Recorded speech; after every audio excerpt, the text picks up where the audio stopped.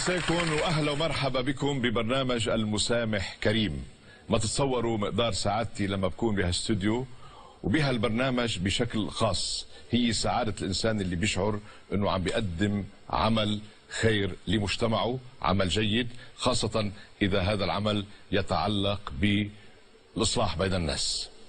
القصة اللي رح نشوفها اليوم هي من القصص اللي عادة بتأثر فينا أكثر من غيرها، لأنه قصة إلها علاقة بالمخدرات، تعاطي المخدرات والأضرار الناجمة عنها. رح نحكي عن القصة ولكن بعد ما نستقبل صاحب العلاقة اللي هو من مصر. صاحب العلاقة بنرحب سوا بعلاء طه.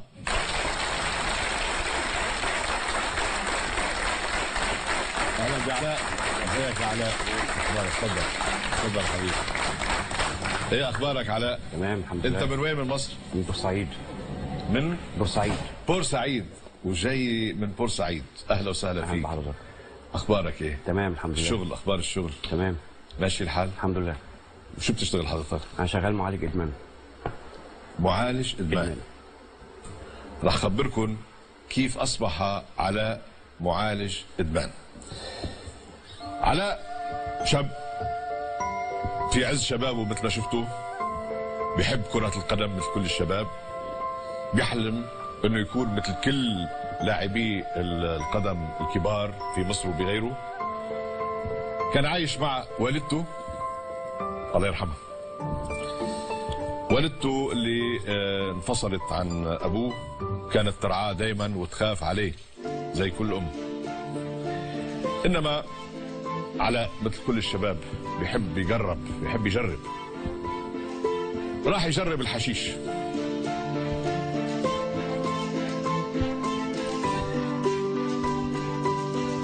تجربة لم تتوقف مثل ما كان يفكر، طولت شوي معه واتطورت. يعني ادمانه للحشيش جعله ينتقل من الحشيش الى اصناف اخرى من المخدرات اللي هي اصناف اخطر. عنده عمه اخت ابوه تحبه تخاف عليه زي امه. عمته كانت حريصه عليه وخايفه عليه ودائما تنبهه وتحذره من مخاطر هذه الآفة. اسمها سهير العمه، وكانت تعتبره مثل ابنائها. لكن هو طبعا مثل كل مدمن يعني طورت مسألته واصبح بحاجه الى المخدر، يعني اصبح بحاجه الى الفلوس، واصبح يعني يمد يده الى فلوس غيره والى فلوس العمه سهير. نعم،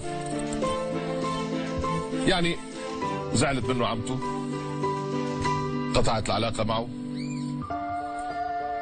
مع انه كانت قبل حاولت انه تعالجه ببعض المصحات. ارسلته الى احد المصحات على اساس يتعالج، دفعت النفقات، ولكن علاء يعني خرج من المصح على اساس انه تعالج، انما رجع الى هذه الآفة. العمة زعلت كثير و من كثر زعلها تبرأت منه. يعني قالت له يا علاء انا ما بعرفك وانت مش ابن اخويا. فقرر هو انه يتابع العلاج وحيدا من دون العمه من دون حد.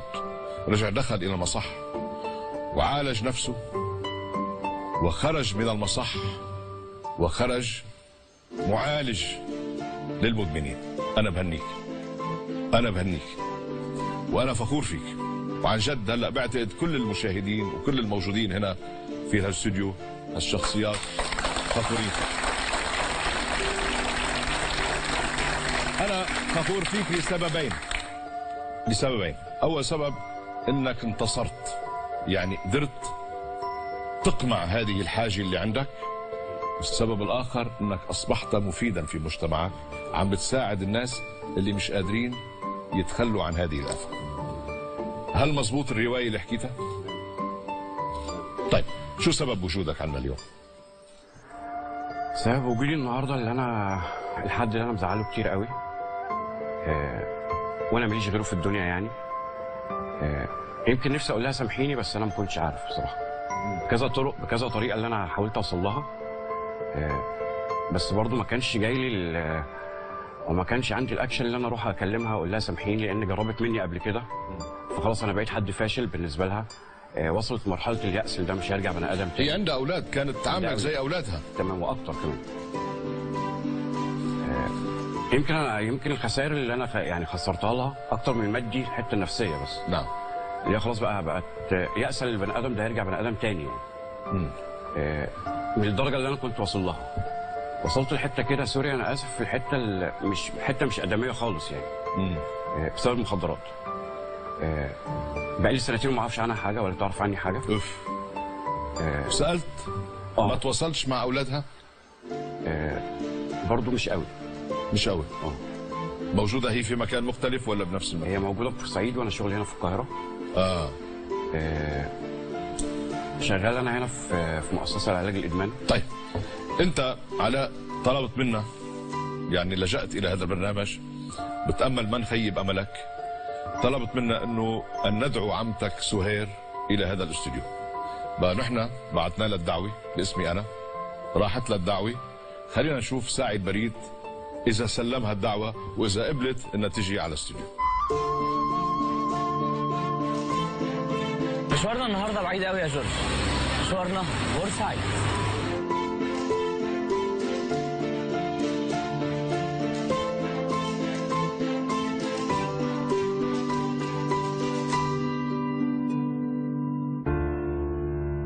المشوار كان طويل قوي النهارده يا جورج.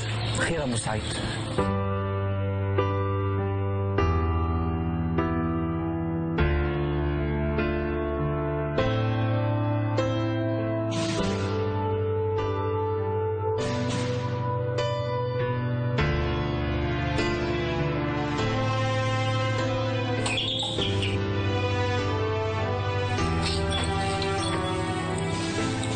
وسهلا. حاجة صديقها؟ ايوه. دي دعوة حضور لبرنامج جورج القرداحي. وانا قبلت الدعوة.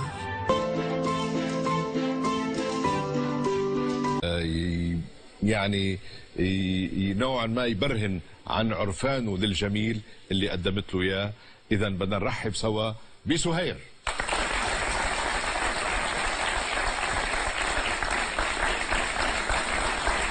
يا اهلا وسهلا. يا اهلا وسهلا بالست سهير. اهلا وسهلا، تفضلي تفضلي تفضلي، شرفي. يا اهلا وسهلا. اهلا فيك. طمنيني، اخبارك؟ الحمد كله تمام؟ ان شاء الله مشوارك ما كانش بعيد. لا ما فيش بعيد ولا حاجه، عشان الحريه بس. طول عمرك، تسلمي.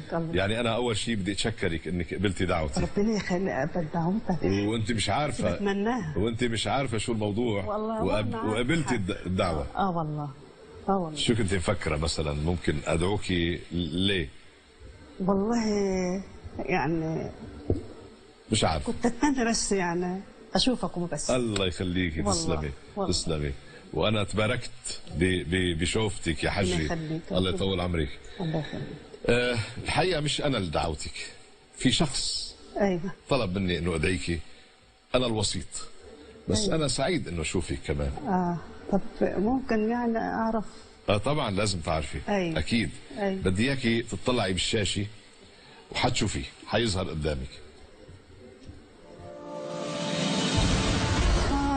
علاء. علاء؟ مين ده علاء؟ ابن اخويا. ابن اخوكي؟ ايوه. حكايته ايه علاء؟ الحمد لله هو عايش هنا في مصر. عايش في مصر. بس ليه بتعتقدي طلب يشوفك؟ يعني زعلك هو شيء؟ لا والله مش زعلانه في حاجه. انت مش زعلانه منه؟ لا مش زعلانه منه. وليه حاسب هو انك زعلانه منه؟ لا والله ما زعلانه منه. هي شكلك ما بتزعلي من حد انت. لا لا. يعني البركه على وجهك ما شاء الله. هو تحس سعيد وخلاص ما فيش حاجه. هو اللي يعني ازعل بسرعه واروق بسرعه. وتروقي بسرعه. أيوة. يعني انا بعتقد انك انت زعلانه عليه اكثر من انك زعلانه منه. انا زعلانه عشان هو يعني يتيم وكده. نعم. ايوه. وانت كنت تعامليه معامله الحمد لله جميله مثل اولادك يعني. ربنا اللي يعلم. الله يخليك. الحمد لله. ايه. يا ستي علاء موجه لك رساله. كتاب. بتقولوا في مصر جواب. جواب. بعت لي جواب. ايوه. بقى حب انه انا اقرا لك الجواب أيوة. نيابه عنه. ايوه. بقى بقول لك عمتي الحبيبه سهير، ايوه. وحشتيني يا عمتي، الحمد لله. وحشني حضنك، وحشتني القعده معاكي، وحشني ولادك اللي اعتبرتيني واحد منهم. الحمد لله. أنا أعرف أنني لم أكن هذا الولد الذي يمكن أن تفخري به بسبب إدماني، وأعرف أنك عانيت بسبب الكثير، عملت كثير. لكن صدقيني هذه المرة لقد تغيرت. ايوه. تغير، تعالجت يا عمتي والحمد لله. الحمد لله. ومش هذا فقط وليس هذا فقط، فقد أصبحت معالجا، هو صار يعالج بنفس مركز علاج الإدمان الذي عالجني، أساعد غيري من المدمنين ليعودوا إلى حياتهم من جديد. أصبح هو يساعد المدمنين. ايوه ايوه. يعني هو شفي. اه. أنا آسف يا عمتي على كل ما فات، وعلى كل دمعة بكيتيها من أجلي، وعلى كل ألم سببته لك، ولا أريد أكثر من أن تسامحيني وتحضنيني وأعود مثل ابنك مرة ثانية لتفتخري بي، ولأمسك بك في يدي إذا ذهبت وخطبت فتاة أحبها. شكله بده يخطب ربنا يهديه. بقى حتى يعرف الجميع أن عمتي التي هي بمثابة أمي سامحتني وأعادتني إلى حضنها، وسأقبل يديها ولا أغضبها ثانية بعد أن تقول من قلبها كلمة واحدة طالما حلمت أن أسمعها منك: المسامح كريم. يا رب مسامح كريم. يا رب واهديه ربنا. إيه رأيك يهديه بالكلام؟ ربنا. إيه رأيك بالكلام؟ بان دايما كلنا بالهدايه. فرحتي له؟ الحمد لله. أصبح معالج. اصل هو ابن اخويا يعني دمي يعني. بس هو أصبح يعالج المدمنين. أيوة. طيب الحمد لله. يعني زي ما عالجوه هو تعالج وبيعالج. وبيعالج. هو موجود معنا اهلا في وسهلا. الجانب الآخر من هذا الستار. ايوه ايوه. بتحبي تسمعي له؟ هو عايز يسلم عليك. ايوه يا علاء. يلا علاء. وحشتيني وسامحيني ازيك يا صدقيني علاء؟ المرة دي. بتقول لك زيك يا علاء. ازيك يا تمام. علاء؟ عامل ايه؟ الحمد لله. كويس؟ نعم الحمد لله. كان لعيب كوره. كان لعيب كرة وبيحب بده يصير نجم كان في الكرة. ايوه كان لعيب كوره وكويس وبقينا معاه ومبسوطين منه كلنا، كل العيله كانت تحبه وكان مجاهد وكل حاجه. نعم. ما تعرفش. بس الحمد لله مش هيك؟ انا بطلب لك الهدايه يا علاء. ربنا يخليك يا أم. والله انت فين ما بتبانش موجود. من زمان. موجود. ربنا يهديك يا ابني، ربنا يهديك. كلنا بنحبك يا علاء وكلنا عايزين الهدايه وبنفرح فيك لما بتجينا، وربنا يقدرك على فعل الخير يا رب، ويخليك اللي انت خلاك نشوف في الاستاذ جورج. بتشكرين انه طيب انا بتشكرك لانه جيتي ويعني اعطيتيه شيء من السعاده لهذا الشاب. أيوة. اللي فعلا كان ضايع مثل كثير أيوة. من شبابنا للاسف، ولكن الحمد لله انه اهتدى وانه اصبح يعني ما عادش مدمن، الحمد واصبح لله. هو يعالج. عارف هو تعبنا قد ايه، والله هو عارف انا تعبنا قد ايه، بس انا فرحت النهارده ان انا شفته كده. الحمد لله. بس اللي انا شفته كده. طيب نحن يعني ما فيش عندنا مشكل، انت مسامحتيه يعني مش الحمد لله. الحمد لله. يعني بدنا نقول المسامح كريم حتى نفتح الستار الحمد. ويجي عايز يضمك الحمد. ويقبل ايديك. قولي له المسامح كريم حتى. المسامح هو عارف ان انا على طول. على طول. يعني ما بيجينا بقى. انا بدي لك انت عمه حقيقيه. ربنا يخليك. يعني لما واحد بيتشوق يكون عنده عمه بيتمنى تكون العمه زيك. ربنا يخليك. قولي له افتح يا سمسم، خليه يفتح الستار. المسامح كريم. طيب افتح يا سمسم. المسامح كريم. المسامح كريم. المسامح كريم. دي كلمة السر هاتي. تعال.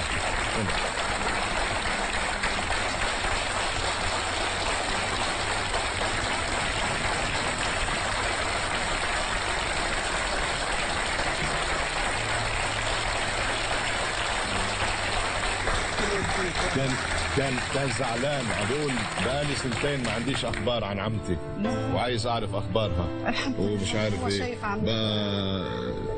بس لازم هلا ناخذ وعد منه قدام الجمهور والمشاهدين، والله ايوه والله انه خلاص قصه المخدرات حتعالج الناس يا رب. ولا تفكر فيها بقى ابدا. بأمانة حتخطب مش كده؟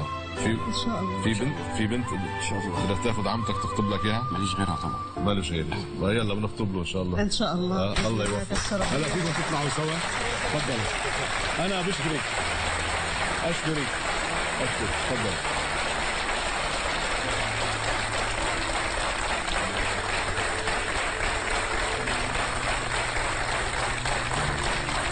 الحمد لله. قصة رائعة، قصة رائعة بنظري أنا، وهي مثال لكل شبابنا في هذا الوطن العربي. نشوف قصة ثانية مع برنامج المسامح كريم.